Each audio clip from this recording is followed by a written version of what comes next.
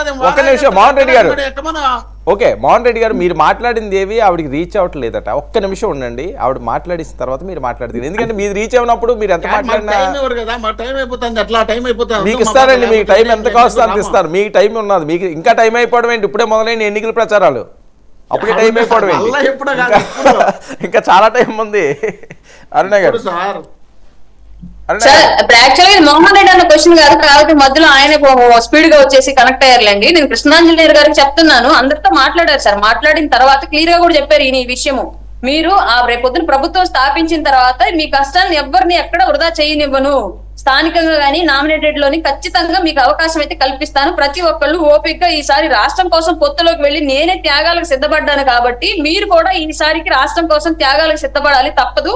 లేదు మీరు కంపల్సరీగా మాకు పోటీ చెయ్యాలి, మాకు టికెట్ ఇవ్వాల్సిందే అంటారా? సో ఇది ఈ పారామీటర్స్ మన దగ్గర ఉండాలి. దీని ప్రకారం మనం మనం క్యాపబుల్ గా ఉన్నామా లేదా అన్నది ఒకసారి మీరు ఆలోచించుకొని నాకు కన్ఫర్మేషన్ ఇవ్వండి. ఆ తర్వాత నేను అడిగే టికెట్లు కానీ పోటీ చేసే స్థానాలు కానీ సెలెక్ట్ చేసుకోవడం ఉండిద్ది అని చెప్పేసి పవన్ కళ్యాణ్ గారు చెప్పారు అందరితో చెప్పిన తర్వాతే వాళ్ళు సార్ మా పరిస్థితి ఇది సార్, మా పరిస్థితి సార్ అని చెప్పి చెప్పిన తర్వాతే పవన్ కళ్యాణ్ గారు టికెట్లు తీసుకునే విధానం కానీ ఎంచుకునే ప్లేసులు కానీ తీసుకోవడం జరిగింది. కాకపోతే వాళ్ళు ఏంటి అంటే ఇక్కడ ఏం జరుగుతుంది సమస్య, చుట్టూ ఉన్న వాళ్ళు అభిమానుల కింద వెళ్ళనకాల తిరిగే వాళ్ళు కొంతమంది ఉంటారు. సార్ మీకు టికెట్ ఇవ్వకపోతే ఎట్లా సార్, మీకు ఎందుకు ఇవ్వలేదు సార్, మీరు కళ్యాణ్ గారి గురించి మాట్లాడాలి కదా సార్, లేదంటే మీకు ఇవ్వకపోతే ఎట్లాగమ్మా అని వాళ్ళు వీళ్ళు రెచ్చగొడుతుంటే వీళ్ళు ఏంటంటే మనసు చిన్నబుచ్చుకొని ఆటోమేటిక్ గా మీడియా ముందు పార్టీ మీద అసంతృప్తి లేదంటే వాళ్ళ బాధలు వెళ్ళగక్కడం జరుగుతుంది.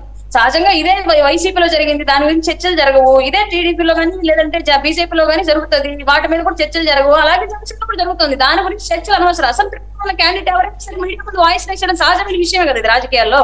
కొత్తగా ఈ ఎలక్షన్ కి జరగట్లేదు, జనసేన పార్టీలో జరగట్లేదు, అలాగే పవన్ కళ్యాణ్ గారికి కట్టడి చేయట్లేదు. ఎవరైనా చేస్తుంది అదే, పిలిచి మాట్లాడలేదన్నమాట మాత్రం అబద్ధం. ప్రతి ఇన్ఛార్జి తోటి రాష్ట్ర కార్యదర్శుల దగ్గర నుంచి నియోజకవర్గాల ఇన్ఛార్జీల వరకు 4 నెలల క్రితమే ఆయన రౌండ్ టేబుల్ మీటింగ్ పెట్టి ఈచ్ పర్సన్ రూమ్ లో పిలిచి మరి మాట్లాడారు. ఓకే అరుణ గారు, అమ్ముడు పోయారు అన్న వాయిస్ చాలా ఎక్కువగా వస్తున్న నేపథ్యం.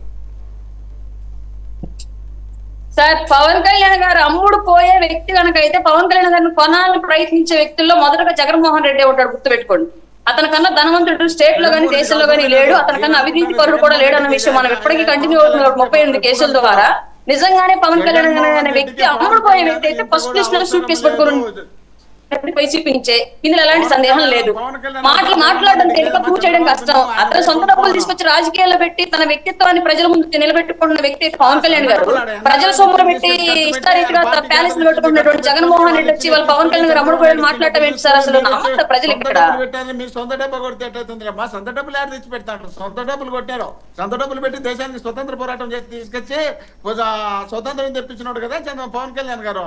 సొంత డబ్బులు ఏంటికి పెడతారు? సొంత డబ్బులు పెట్టేవాళ్ళు ఎందుకంటే పవన్ కళ్యాణ్ రాజకీయాల్లోకి వచ్చినప్పుడు రాజకీయాల్లోకి వచ్చినప్పుడు కోల్పోయిన ఆస్తులంతా అక్కడ క్లారిటీగా జగన్మోహన్ రెడ్డి వాళ్ళ నాన్న రాజకీయాలకు వచ్చినప్పుడు ఆస్తులంతా ఇవాళ ఆస్తులంతా క్లారిటీగా తెలుస్తుంది కదా. ఆ మాత్రం తెలియట్లేదు ఎవరు అమ్ముడు పోయేవాళ్ళు, ఎవరు దోచుకునేవాడు, ఎవరు సొంత డబ్బులు పెట్టేవాడు అని చెప్పేసి. ఒక్క మాట ఏంటంటే ఏంటున్నా, మీరు ఒక్క మాట ఏంటంటే మీకన్నా మీ పార్టీలో ఒక నిమిషం నేను చెప్పేది ఒకటి మాట్లాడండి. మీకన్నా మీ పార్టీలో కష్టపడ్డ వాళ్ళు ఎవరన్నా ఉండారా? మీకన్నా మీ పార్టీలో ఎక్కువ వాయిస్ వినిపించిన వాళ్ళు ఎవరన్నా ఉండారా?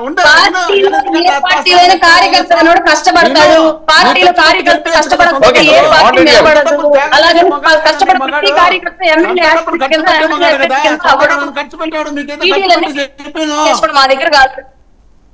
ఓకే ఇప్పుడు సొంత డబ్బులు కృష్ణాంజలి గారు సమాధానం చెప్పారు. కృష్ణాంజలి గారు మీకు ఇన్ని అవమానాలకు గురించి